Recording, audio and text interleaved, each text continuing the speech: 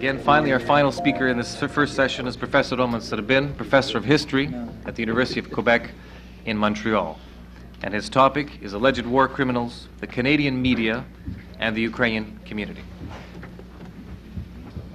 Mr. Chairman, fellow panelists, ladies and gentlemen, just before the panel, somebody approached me and said, you go and speak to Jews and you criticize them, you go and speak to Ukrainians and you criticize them, the message being tone it down. I understand that this is not the way to win friends, but hopefully it will be to influence some people. How many enemies I will make today, I don't know. But you must understand that since the Ukrainians are the majority in the audience and the Jews are minority, my criticism will be mostly directed towards Ukrainians. I will not even try to make a scholarly presentation. What I will try to do is to share with you the concerns of a group of Ukrainian Canadians in Montreal who have formed a group called the Information and Anti-Defamation Commission. This group was formed about 10 months ago, and we have done a few things. We have published two issues of a bulletin. We have also tried to interact with the media, and we have also established a dialogue with some representatives of the Jewish community. Now, on February the 7th, and you all have in your files this document, the Canadian government decided to form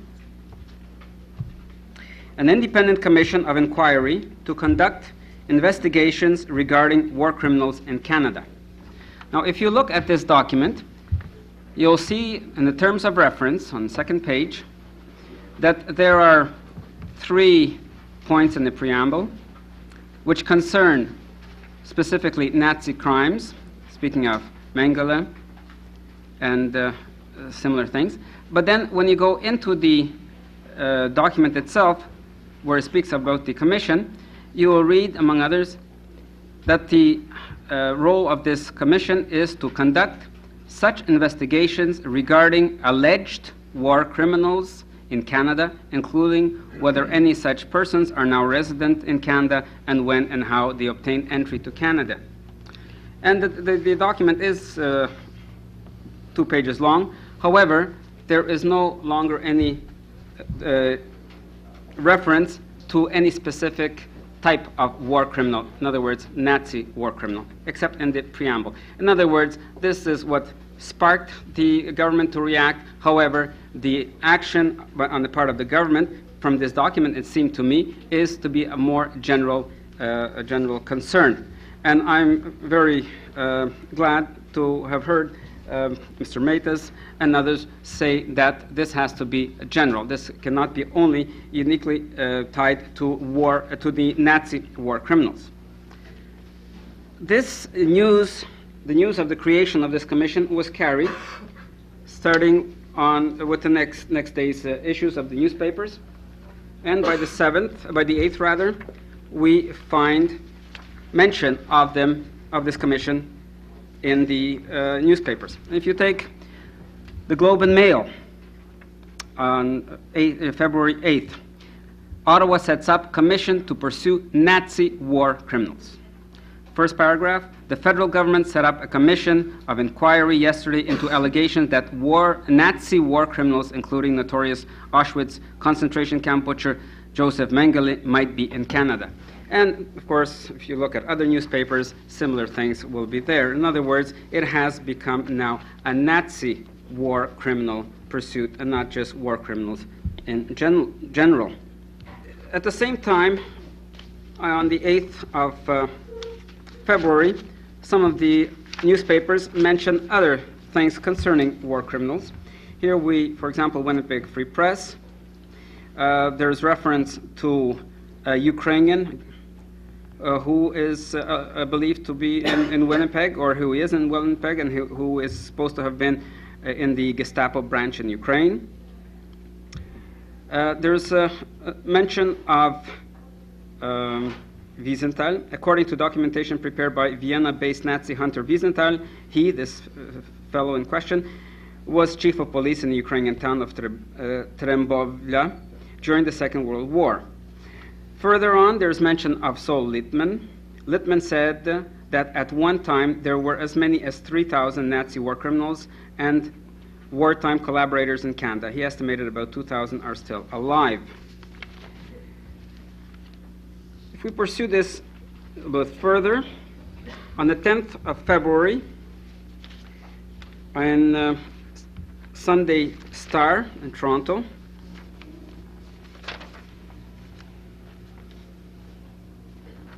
Nazi hunter Wiesenthal says Ottawa ignored his 28 suspects. And here we have the famous quotation which made all newspapers, radio and television across Canada. The radio quoted Wiesenthal as, this is an Israeli radio, an interview that Wiesenthal gave. The radio quoted Wiesenthal as saying he believes 218 former Ukrainian officers of Hitler's SS, elite guard, which ran death camps in Eastern Europe, are living in Canada. Now here you have everything. SS, Ukrainians, they ran implying the division probably, Divizia, they ran the death camps in Eastern Europe and are living in Canada. This made all the newspapers, this also made radio and television. It is quite amazing that an interview in Israel, a radio interview in Israel, would have so much impact on Canadian media. It is especially interesting when we know that a couple of days later there was a press conference in Toronto, to which all the media was invited on the 14th. And unfortunately, this press conference did not make the Canadian media. It was treated for most part as a local affair. In Montreal, we didn't know much about it. Immediately, there was a reply from the Ukrainian community to some of these allegations. Some came from Toronto, some came from out west, from Edmonton. On the 12th of February, I'll cite a Montreal paper, the Gazette, Montreal, had a long article, Anti-Semitic MPs might have hurt Nazi hunt activists. It's basically on the interviews with, or concerning Mr. Maida's presentation. But what is interesting for us is the last paragraph. In the last paragraph it said, in Edmonton, CP reported Ukrainian-Canadian academic Bogdan Kravchenko and Miroslav Yurkevich demanded that Nazi hunter Saul Littman prove his weekend allegation that Alberta is a haven for Ukrainian war criminals. The allegation is historically doubtful and a slur on all Ukrainian Canadians, they said. Another interesting point is that this was not carried by the Globe and Mail, Canada's national newspaper. It was curious that the Montreal paper would have it, but the Globe and Mail didn't have it. I phoned the Globe and Mail, first in Montreal, then I was referred to their Toronto branch, and I spoke with the people in charge, and a few interesting things came up. Among them being, and this was 3 o'clock in the afternoon, said, well, Ukrainian leaders don't really complain. We haven't heard anything. You're the first one to call us on this issue. Now, I would not want to embarrass anybody, but I would be curious to know how many of us in the Ukrainian community, with these things arising, have, say in the last month or in the last year, for example, have taken upon themselves to make some kind of a communication with the media in things that concern us. I won't ask for a show of hands. But if there aren't many, then there is something very wrong with our community.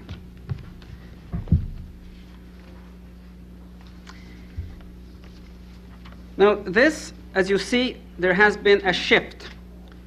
War criminals, Nazi war criminals, SS, Ukrainians, and so on, and it sort of, after a while, appeared that Ukrainians were being singled out. Ukrainians, whoever you name, but you have to stick in Ukrainians. And the image of the Ukrainian community that was suffering from it. Now, the work on the image of the Ukrainian community has already begun before. And what I'm trying to say is that Ukrainian the Ukrainian image was not the best in the media even until that time. So there was already some preparation. Some of this fault for the image of the Ukrainian community goes to the Wiesenthal Documentation Disinformation Center in Vienna. In the interview, Jerusalem Post interview in 1979,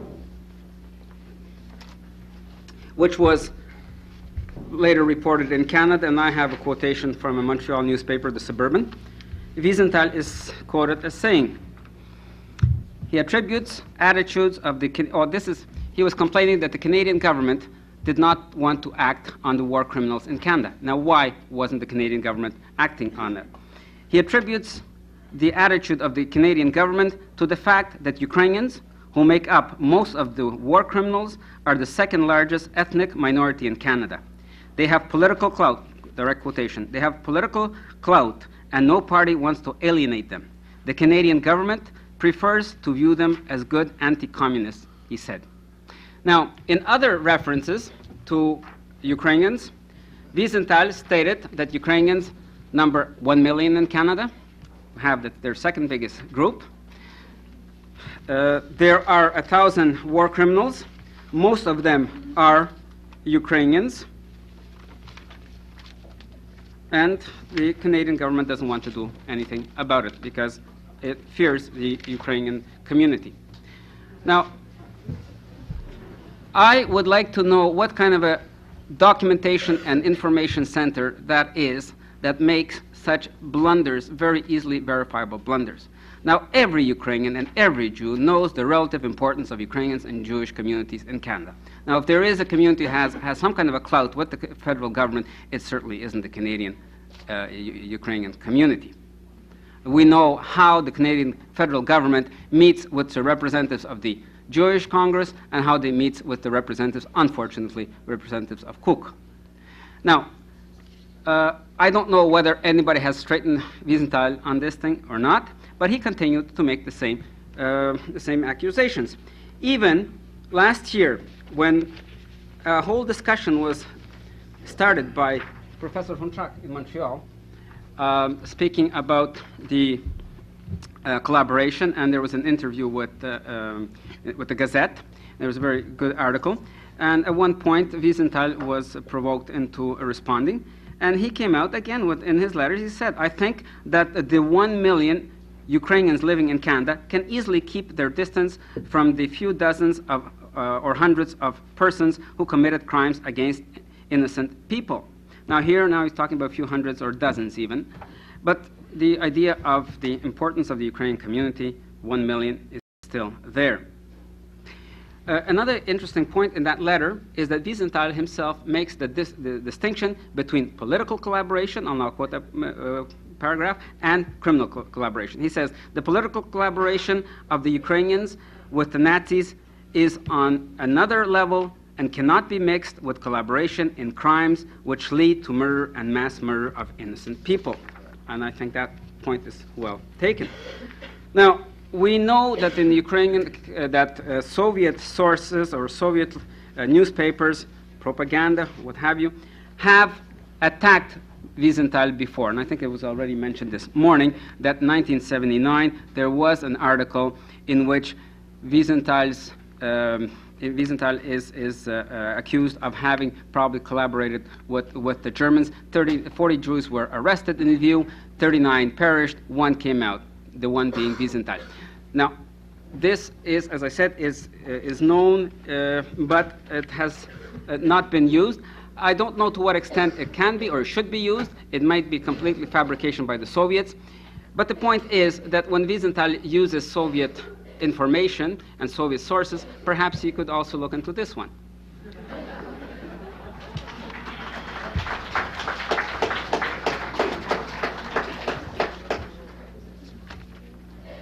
Unfortunately, as we see, the media had quite distorted the whole question of war criminals. I'm talking about the Canadian media. Unfortunately, also, the Ukrainian media has not been much better. Not in a different sense. The Ukrainian media does not inform, does not discuss, does not give our people, for those who read the Ukrainian press, give our people any meat for, to chew on, any information or any ideas that they can take. In this connection, I would like to point out that the Jewish Canadian news is much superior to the Ukrainian newspapers. I have talked about this before, and I do not mind repeating it, that the Ukrainian newspapers and Ukrainian community should take the Canadian Jewish news as a model of ethnic newspapers. I was present at a conference given by Lucy Davidovich in Montreal recently. It was a very interesting talk.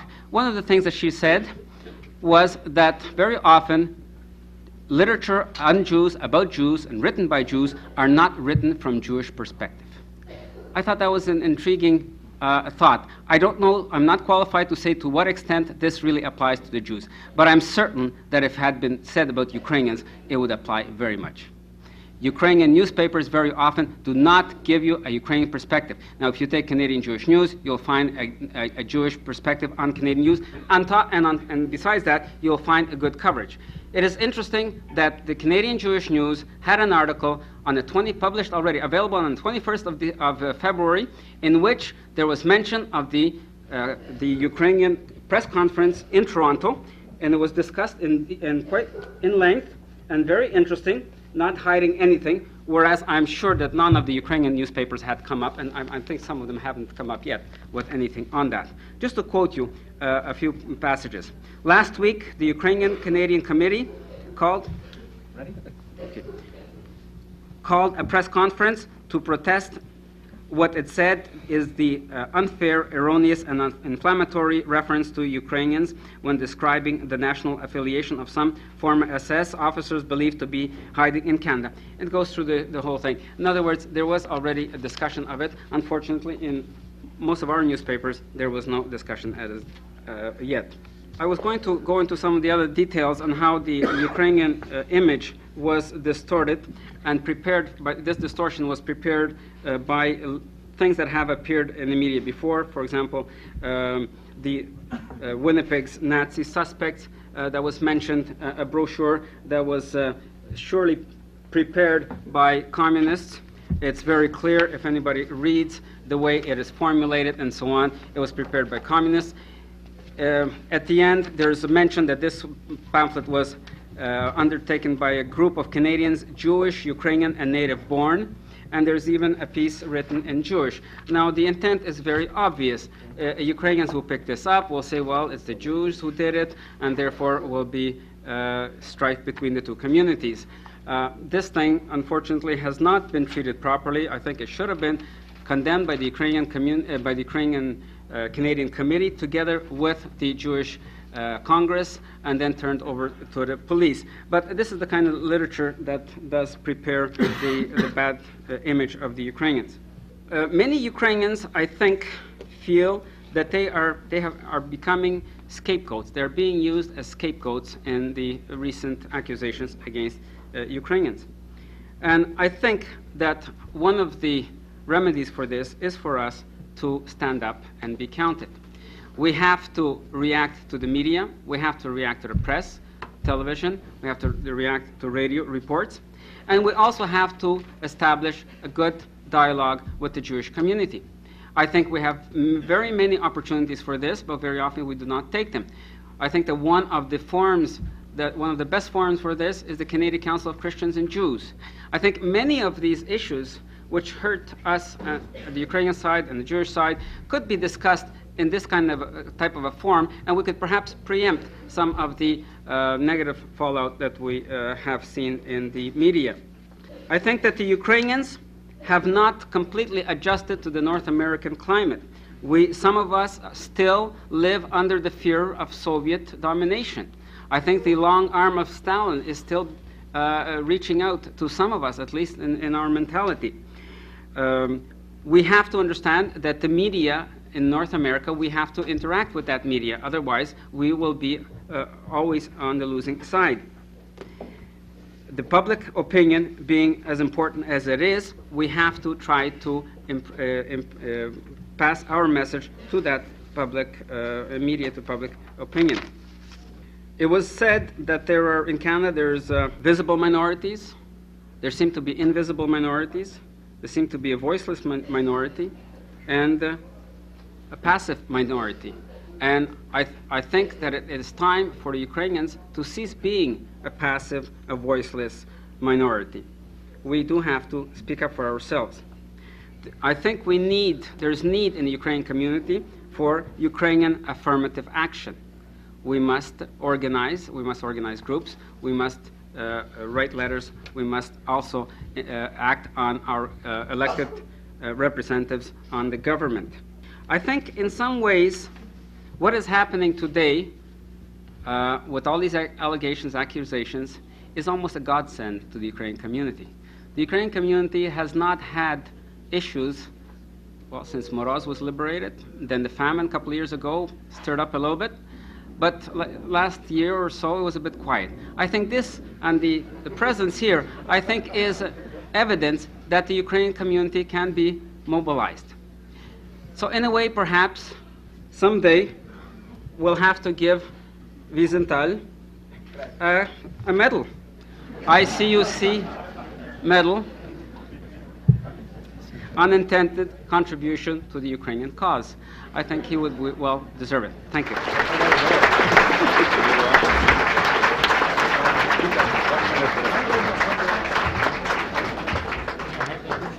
I should add that Professor Serbyn is rather modest about the extent to which the dialogue is going on in Montreal between the Jewish community and some representatives of the Ukrainian community. In fact, Dr. Victor Goldblum is part of that discussion. As president of the Canadian Council of Christians and Jews, he sends, in fact, his best wishes to the conference that we're having here today. He, in fact, wanted to come very much, but he was away and therefore couldn't attend. But instead, we have, not least, of course, his official representative from the Council, the executive director from Manitoba, Oля Fuha. I don't know if she's here in the audience now. Maybe she's exhausted like some of us. There she is back there.